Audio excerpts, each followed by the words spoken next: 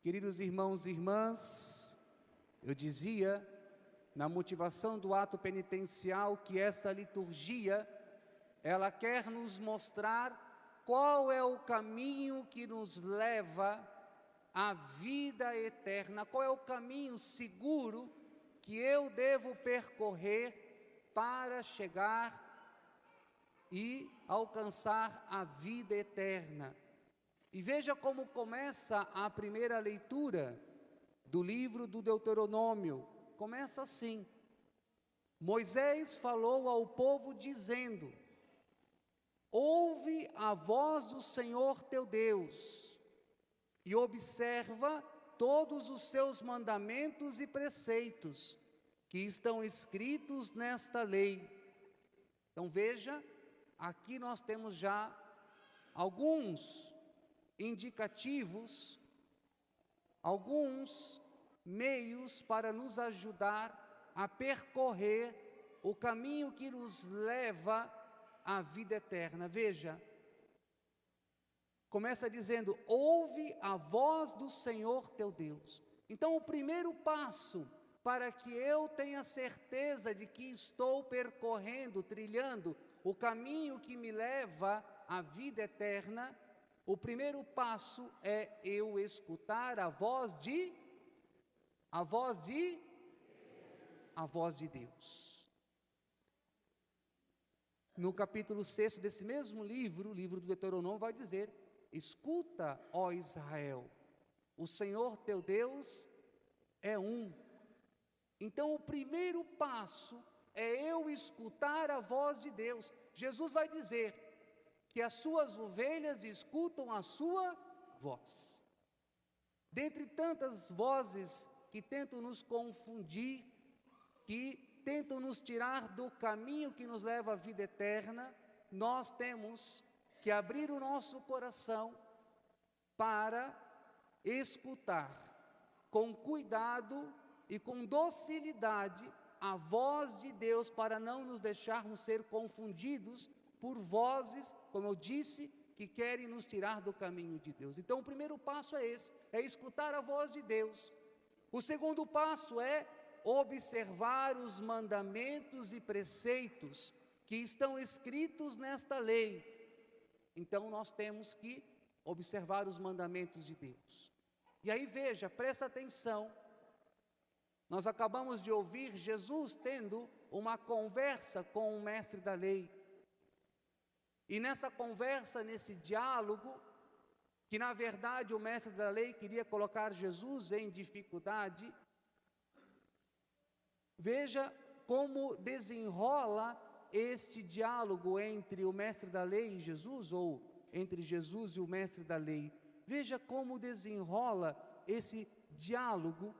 Um mestre da lei se levantou e, querendo pôr Jesus em dificuldade, perguntou: mestre, que devo fazer para receber em herança a vida eterna? Veja, ele faz uma pergunta fundamental, uma pergunta essencial: que devo fazer? E eu dizia que nós devemos observar os mandamentos, os preceitos do Senhor.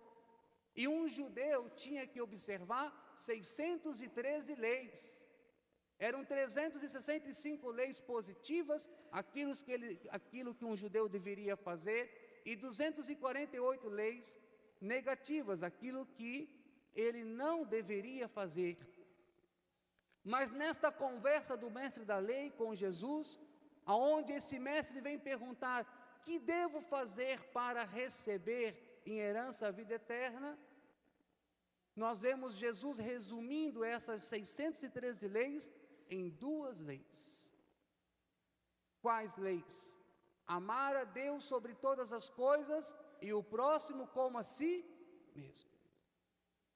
Veja, esses dois mandamentos, eles são como luzes de uma pista de um avião. Você imagina um avião, ele está vindo de um certo lugar e ele vai aterrissar. E aí ele está vindo e ele então avista a pista. E por que ele avista a pista? Porque essa pista está iluminada. Tem luzes à sua esquerda e tem luzes à sua direita. E aí então o piloto consegue então pousar corretamente, precisamente nesta pista. E colocar assim toda a tripulação lá em segurança. Veja, esses dois mandamentos são como essas luzes da esquerda e da direita de uma pista de avião. Se nós observarmos, se nós realmente praticarmos esses dois mandamentos, nós então vamos estar seguramente trilhando o caminho que nos leva à vida eterna. E aí veja, presta atenção numa coisa muito importante. Depois da resposta deste mestre da lei, olha o que Jesus diz para ele. Jesus diz algo muito importante para ele. Tu respondeste corretamente. Faze isso e viverás. Ou seja, se você praticar esses dois mandamentos, por consequência, você vai ganhar a vida eterna. E aí ele, querendo justificar-se, ele disse a Jesus: e quem é o meu próximo? E aí aqui Jesus desconcerta esse mestre da lei. E como é que Jesus desconcerta este mestre da lei? Jesus começa contando uma parábola, a parábola do bom samaritano. E diz esta parábola que estava descendo um homem de Jerusalém, ele estava descendo de Jerusalém para ir a Jericó. Este homem, ele é assaltado, ele é espancado, ele é roubado, ele fica quase morto na beira do caminho. E em seguida passa um sacerdote e um levita, e eles passam e não olham, não se dão a importância de ir ao encontro deste homem que estava na beira do caminho. Mas quem é que passa e para? É o samaritano. E por que Jesus, ele se utiliza da figura do samaritano para desconcertar aquele mestre da lei? Porque entre samaritano e judeu, eles não se entendiam, eles se odiavam. Samaritano e judeu, eles têm um conflito histórico antiquíssimo, então eles se odeiam. Para um judeu, um samaritano é um herege. Para um judeu, o samaritano é um maldito, porque o samaritano, ou os samaritanos, eles se misturaram com outros povos, com outras nações, sobretudo com os assírios, e aí então para um judeu, o samaritano é um impuro, é um herege, e mais outras coisas que não vem o caso agora nós adentrarmos aqui. Mas quem se move de compaixão é justamente o samaritano. E aí Jesus ensina a este mestre da lei que o importante não é quem é o meu próximo, porque para um judeu o seu próximo era aqueles que eram de sua casa, aqueles que eram do seu clã, aqueles que eram do seu povo. Os outros não eram para um judeu o seu próximo. Seu próximo era somente esses. E aí Jesus está dizendo para ele: aqui não importa quem é o meu próximo, o que importa é que você se faça próximo daquele que precisa de você. E o samaritano, ele parou e ele se fez próximo daquele que estava na beira do caminho. E aí deixa eu contar uma historinha para vocês. Eu trabalhava com meu pai na construção, isso lá em 2003, eu trabalhava de servente de pedreiro, trabalhei 3 anos com meu pai, e era uma sexta-feira, e você sabe que sexta-feira os pedreiros, os serventes, estão muito felizes, porque geralmente se recebe ao final do dia. Nós sempre recebíamos lá por volta de 4:30 da tarde. Já 4 horas nós já íamos lavando as ferramentas para 4h30 da tarde receber. Segunda-feira eu chegava na obra, até meio-dia eu não conseguia fazer nada, estava cansado. Meu pai brigava comigo porque eu não fazia nada. Mas na sexta-feira eu estava muito vibrante, estava chegando o final de semana. E aí nós fomos tomar o nosso cafezinho, lá por volta de 9h.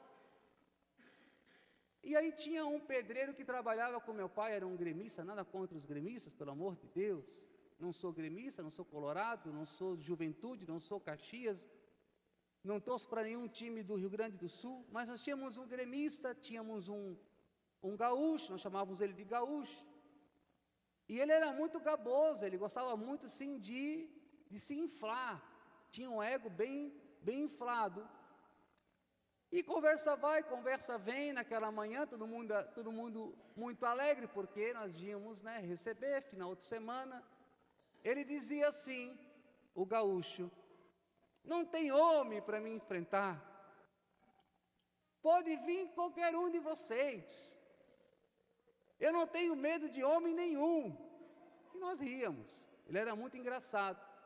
E aí, em um certo momento, ele saiu como assim: pode até atirar em mim, que eu mato a bala no peito, eu vou exprimir a bala que nem um berno. Tá bom, ele está dizendo, não é? Daqui a pouquinho, veio o contador, nós estávamos fazendo um muro, o galpão era do patrão de meu pai, do patrão do meu pai, mas a empresa de asfalto financiou este muro à frente desse galpão para ela guardar as máquinas, porque o galpão não comportava, não tinha espaço suficiente. Olha que esse galpão que fomos nós que construímos era muito maior do que essa igreja. Ele veio nos dizer que naquela sexta-feira nós não íamos ser pagos. Pensa na nossa tristeza. Pensa na nossa raiva. Passar o final de semana sem dinheiro. Eu queria chutar pá, queria chutar bitoneira, xingando, murmurando. À tarde, lá por umas 14h30, nós percebemos, estávamos trabalhando, estávamos ali bem desacorçoados, cabisbaixos, não íamos receber, porque, segundo o contador, eles tinham que pagar os funcionários. Mas nós percebemos que o escritório estava com todas as janelas fechadas e com as persianas abaixadas. Está bom.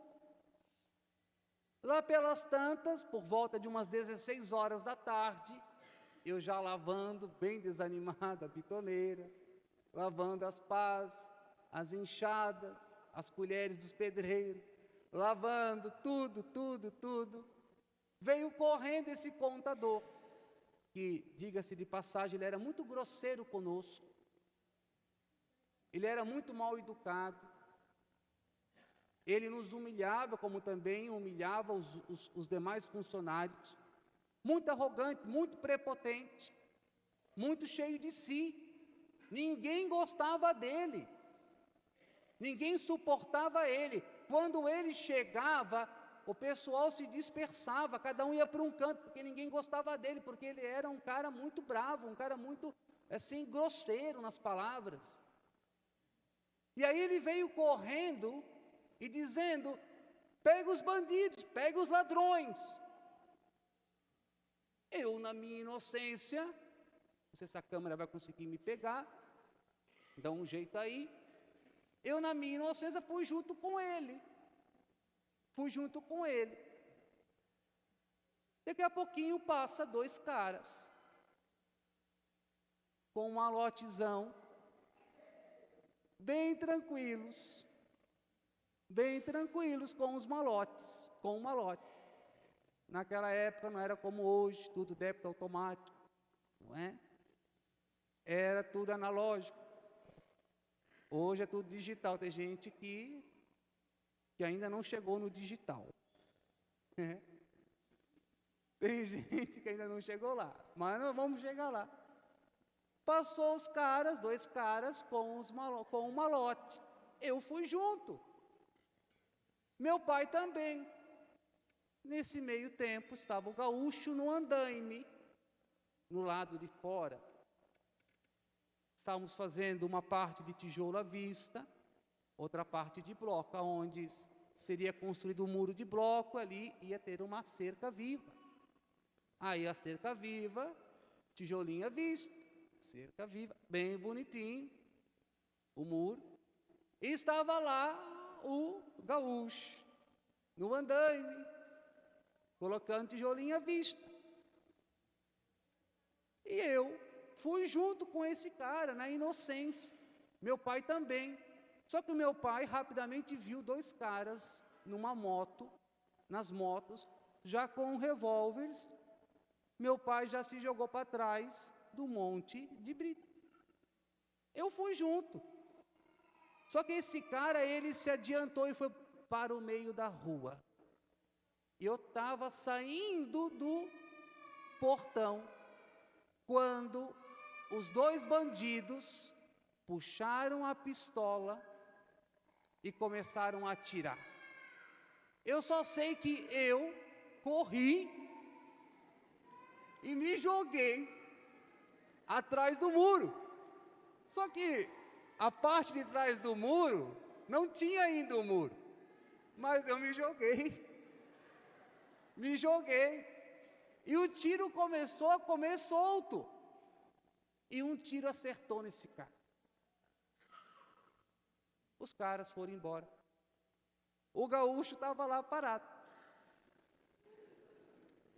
Ele não desceu do andaime. Quando os caras foram embora, estava lá o contador no chão. Lembra da parábola? O homem quase morto na beira do caminho, só em sangue. Levantamos ele, pedaço da boca no chão, dentes. Depois descobrimos que por 1 milímetro essa bala não chegou na coluna dele. Por 1 milímetro esse cara não ficou numa cadeira de rodas. Veja, eu dizia que esse cara era arrogante, prepotente. Você acha que eu e meu pai, ali, olhando aquele ser humano no chão, nós íamos nos preocupar que ele era arrogante, prepotente?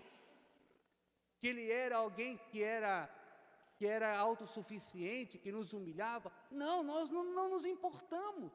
O que nós fizemos? Meu pai não se importou, pegou aquele homem, ajuntou do chão, eu tirei minha camisa, amarrei para tentar estancar o sangue jorrava, e eu, com medo de que ele tivesse uma hemorragia, nós pegamos aquele homem, jogamos dentro do nosso carro e levamos para o hospital. Não perdemos tempo. O dono da empresa de asfalto é um cara muito conhecido, que eu não vou dizer o nome. Ele já foi prefeito de Balneário, vice-governador, senador. Esse cara, não disse o nome, esse cara não pagou o hospital para este seu funcionário que deu o peito, a vida pela empresa.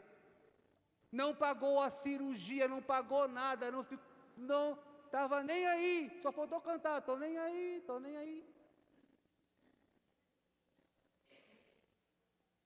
Nós não nos importamos que o carro ia ficar sujo de sangue, nada disso, botamos aquele homem no carro e levamos para o hospital. Este homem arrogante e prepotente, que salvamos a vida dele, depois se tornou um homem muito humilde, muito simples, ficou nosso amigo, começou a pescar com o meu irmão e com o meu pai, virou nosso amigão. Ele caiu na real. Mas veja, meu irmão, minha irmã, por que eu estou contando essa história? Ontem, quando eu pensava nessa homilia, me veio essa história, eu falei, poxa, eu fiz uma experiência do bom samaritano, porque aquele homem, eu não tinha nenhuma afeição por ele, eu não gostava dele, ele sempre quando chegava até nós era para nos desrespeitar, mas na hora que ele estava ali, na beira da estrada, ensanguentado, quase morrendo, com hemorragia, você acha que nós íamos pensar isso? Não, é um irmão, é um filho de Deus, é um ser humano, vamos juntar, vamos levar ele, vamos salvar a vida dele.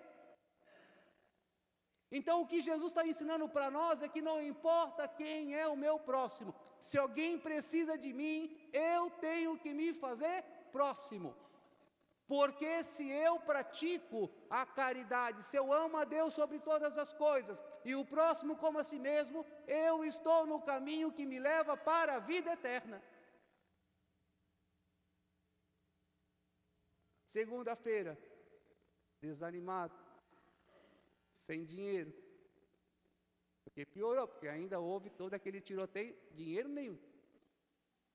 Tomando café, perguntei, gaúcho, por que você não pulou do andaime para nos defender?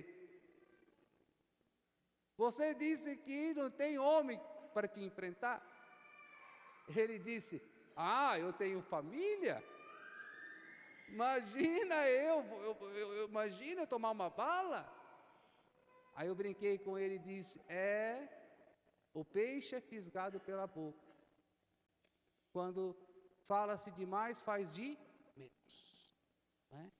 Mas veja, meu irmão, minha irmã, que ensinamento Jesus deu a esse mestre da lei? Que seu próximo era seus familiares, o seu próximo era o seu clã, seu povo, sua nação, e Jesus inverte e diz, não. O seu próximo são todos aqueles que precisarem de você, e você tem que se fazer próximo daquele que precisa.